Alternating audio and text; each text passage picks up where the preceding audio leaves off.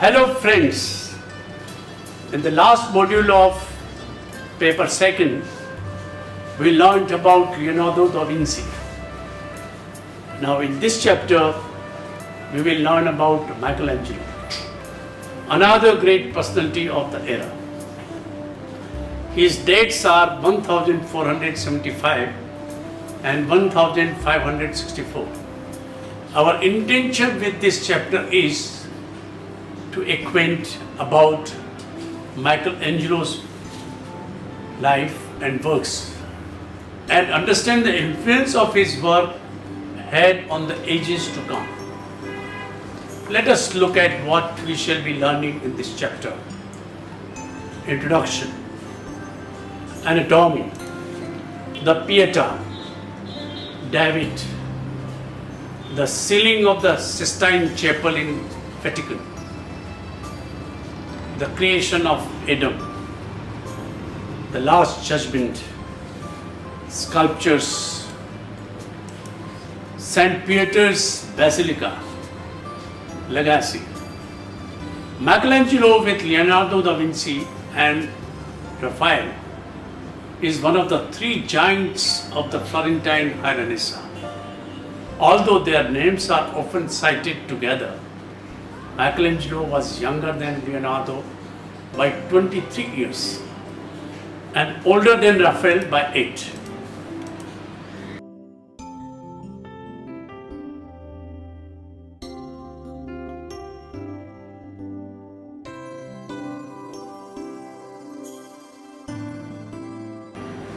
Michelangelo, 1475 to 1564, was born in Tuscany, town of the Caprice, in a poor Florentine family. Like Leonardo, Michelangelo was an architect, painter, and writer, although he thought of himself primarily as a sculptor. Considered sculpture a higher art form than painting. Despite disapproval from his father, at the age of 13 he apprenticed to Ghirlandaio in Florence, in whose workshop he learned the technique of fresco painting and studied drawings of classical monuments. His talent was recognized by Lorenzo de' Medici, where he came into contact with Neoplatonic philosophy and studied sculpture with Bartoldo di Giovanni, a pupil of Donatello. His influences were the most monumental of his Florentine predecessors, especially visiting the Brancesi Chapel, making drawings of Masaccio's fresco. After the Medicis were expelled from Florence, Michelangelo traveled to Bologna, and then in 1496 in Rome. His primary works were sculpture. In these early years, his Pietà 1497 made his name, and he returned to Florence a famous sculptor. Here he produced his David 1501 to 1504. In 1504, Pope Julius II summoned Michelangelo back to Rome and commissioned him to design Julius' own tomb. Due to quarrels between Julius and Michelangelo and many other demands on the artist's time, the project was never completed. Although Michelangelo did produce a sculpture of Moses for the tomb. Michelangelo's next major commission was the ceiling of the Sistine Chapel in Vatican, 1508 and 1512. It was recognized at once as a great work of art, and from then on Michelangelo was regarded as Italy's greatest living artist. The new Pope Leo X then commissioned Michelangelo to rebuild the facade of the Church of San Lorenzo in Florence. The scheme was eventually abandoned, but it marks the beginning of Michelangelo's activity as an architect. Michelangelo also designed monuments to Giuliano and Lorenzo de' Medici in the Medici Chapel in San Lorenzo. In 1534, Michelangelo returned to Rome, where he was commissioned to paint the Last Judgment on the altar wall of the Sistine Chapel, 1537 to 1541. From 1546, he was increasingly active as an architect, in particular on the great church of St. Peter's. He died in Rome on 18 February 1564. Michelangelo, who was often arrogant with others and constantly dissatisfied with himself, saw art as originating from inner inspiration and from culture, in contradiction to the ideas of his rival Leonardo da Vinci. Michelangelo saw nature as an enemy that had to be overcome. The figures that he created are forceful and dynamic, each in its own space, apart from the outside world.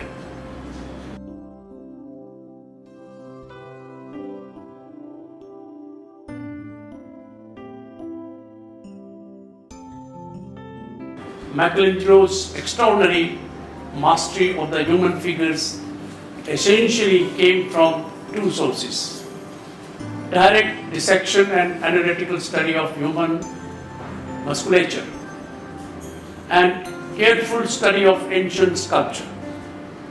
His lifelong interest in anatomy began with his participation in public dissections in his early teens, when he joined the court of Lorenzo de' Medici and was exposed to its physician philosopher members. By the age of 18, he began to perform his own dissections. His early anatomic interests were revived later in life when he aspired to publish a book on anatomy for artists, to collaborate in the illustration of a medical anatomy text that was being prepared by Peccio. Anatomist Rialdo Colombo, 1516 to 1559. Through the skillful use of pain hatching, he models the nude in light and imbues it with a monumental plasticity.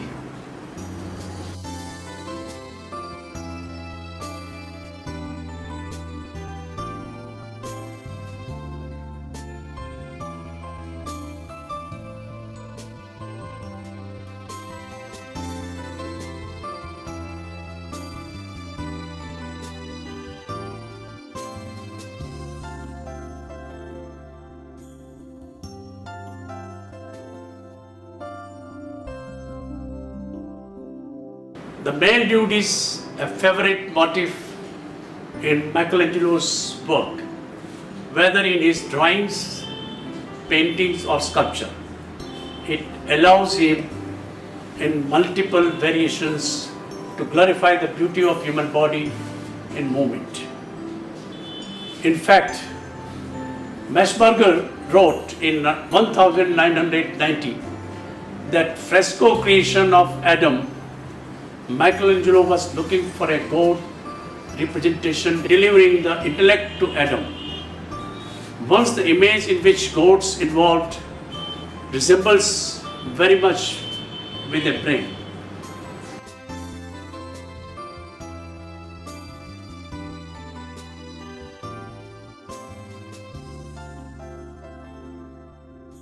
The Pietà, one of the earliest works of Michelangelo, the Pietà, 1498 to 1499. housed in St. Peter's Basilica, Vatican City, was commissioned for French Cardinal Jean de Villers, who was a representative in Rome. It was made in Carrara marble and was only piece Michelangelo ever signed. Michelangelo traveled to the marble quarries of Carrara to select the block from which to make this large work, a practice that he would carry on all his life. He always thought his sculpture was already in the stone and it only needed his tools to set it free. Michelangelo also wrote, "The greatest artist has no conception which a single block of marble does not potentially contain within its mass, but only a hand obedient to the mind can penetrate to this image." Look at the image now.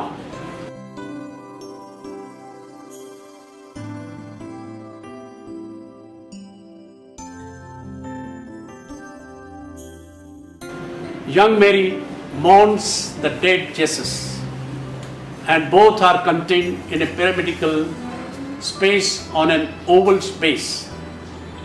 Mary and Jesus are formally and psychologically interrelated, so that one hardly notices Jesus' relativity. Small size compared with Mary's massive form. The zigzag of Jesus' body blends harmoniously with Mary's legs and voluminous drapery folds. Mary's left hand repeats the movement of Jesus' left leg. She inclines her head forward as Jesus tilts, and the slow curve of her drapery on the left is repeated by Jesus' limp right arm. His right hand folds so that his fingers enclose and continue the prominent drapery curve between Mary's legs. In addition to the formal rhythms uniting Mary and Jesus, Michelangelo makes them appear to be about the same age. He thus creates an emotional and formal bond between the two figures who, though separated by death, will eventually be reunited as king and queen of heaven. David. In 1501, Michelangelo worked on the David sculpture after coming back to Florence. It was so admired that the city council instead placed it in the principal city square, next to the Piazza del Signoria, the seat of Florence government. There it stood as a reminder of Florence's republican status, which was briefly reinstated after the expulsion of the powerful Medici oligarchy in 1494. As you see, the figure is tense and watchful. He is represented at a moment before the battle, and so does not stand on the head of slain Goliath. His creased forehead and his strained neck and torso muscles betray apprehension as he sights his adversary. Look at the little tree trunk supporting the David. It is a reminder of the ancient Roman copies of the Greek statuary and evokes the classical past. It embodies the unique ideal of the athletic male nude. The emotional power of its expression and its concentrated gaze are entirely new. Slingshot over his shoulder and a rock in his right hand, Michelangelo's David knits his brow and stares into space, seemingly preparing himself psychologically for the danger ahead. A mere youth confronting a gigantic, experienced warrior, no match for his opponent in experience, weaponry, or physical strength. Michelangelo's powerful David stands for the supremacy of physical over might, a perfect emblem for the Florentines, who had recently fought the forces of Milan, Siena, and Pisa, and still faced political and military pressure. The ceiling of Sistine Chapel in Vatican. Michelangelo was initially reluctant to undertake the frescoes. He considered himself a sculptor, but had to budge to the strong-minded Pope. He complained about his position in a sonnet. Brush splatterings make a payment of his face. I am not a painter.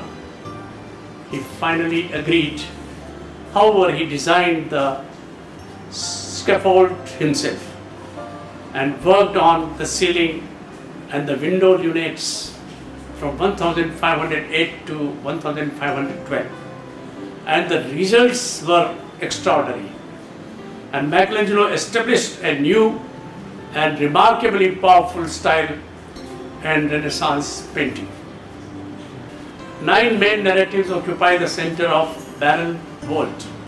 Michelangelo painted the scenes in which God recognizes the universe. The 3 Adam and Eve scenes depict the creation, temptation, and expulsion from Eden. The 3 Noah scenes show both God's destructive power and his willingness to save humanity from total annihilation. When viewers stand at the entrance opposite the altar wall, the ceiling scenes appear right side up and are read beginning with the earliest creation scene at the greatest distance.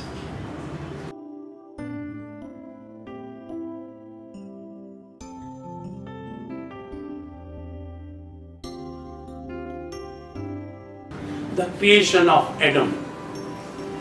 A part of the Sistine Chapel ceiling fresco, it illustrates the biblical creation narrative from the book of Genesis, in which God breathes life into Adam, the first man. The image of the near touching hands of God and Adam has become iconic of humanity. God extends dramatically across the picture plane. He is framed by a sweeping dark red cloth, also thought of as the brain look above, containing a crowd of nude figures, including a woman identified by some scholars as Eve, who looks expectantly over his left shoulder. In contrast to the vibrant energy of God, Adam reclines languidly on the newly created earth, for he has not yet received the spark of life from God's touch. Michelangelo's interest in landscape was minimal compared with his emphasis on power inherent in the human body, especially the torso. Whether clothes or nude, Michelangelo's muscular figures, rendered in exaggerated contrapposto, are among the most monumental images in Western art. The Last Judgment. After Michelangelo completed the Sistine ceiling, he went back to the Florence to work for the Medici family.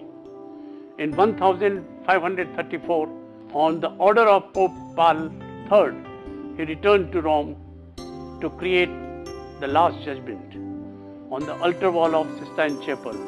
This fresco has been debated as to which style does it belong to. Some attribute it to last Renaissance, while others put it as belonging to the Mannerist period. Both views might be true, as the two styles share common grounds, but it can be safely said that it developed beyond the High Renaissance. The picture is divided horizontally into three levels, which correspond roughly the three planes of existence. At the top is heaven. In the lunettes, angels carry the instruments of Christ's passion, the crown of thorns, the columns of the flagellation, and the cross. In the center, below the lunettes, Christ is surrounded by a glow of light. He raises his hand and turns toward the damned. Mary crouches beneath his upraised right arm, and crowds of saints and martyrs twist and turn in space, exhibiting the instruments of their martyrdom. In the middle level, as the sound of the last trump blown by angels in the lower center, saved souls ascend towards heaven's Christ light, our left, while the damned descend into hell on Christ's left. At the lowest level, the saved climb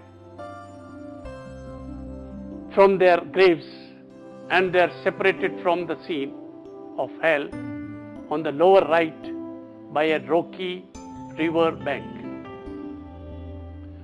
Michelangelo's hell is a new conception in Christian art, drawing on classical imagery. The boatsman of Greek mythology, Charon, ferries the damned across the river Styx into Hades. At the far right corner, the monstrous figure of the Minos has replaced Satan and is intervened by a giant serpent.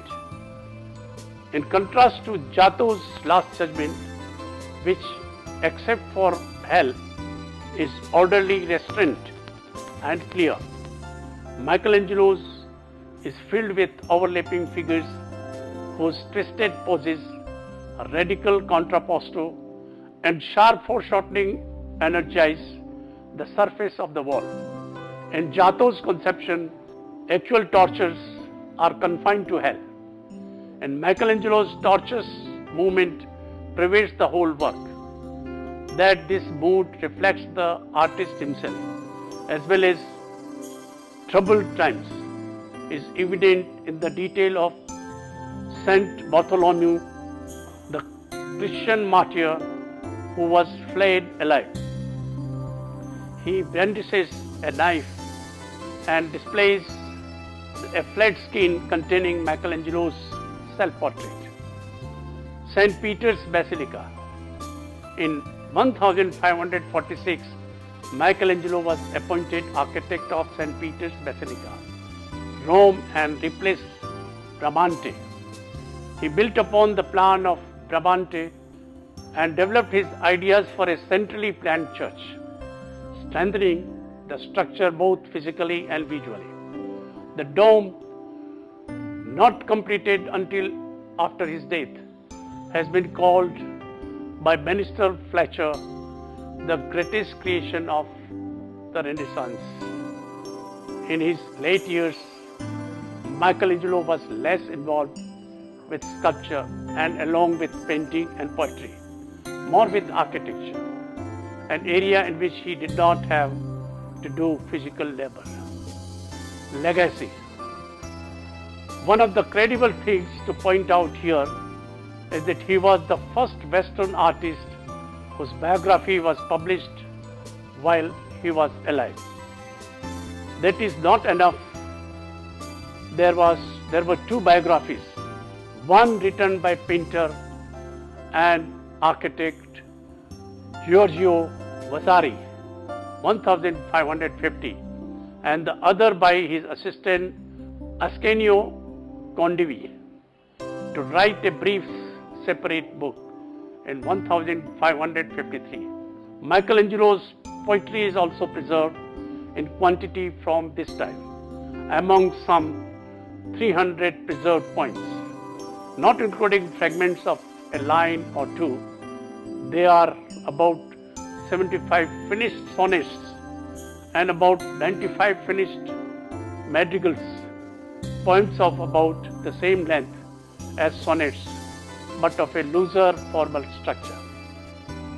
I end this module with some of his quotes.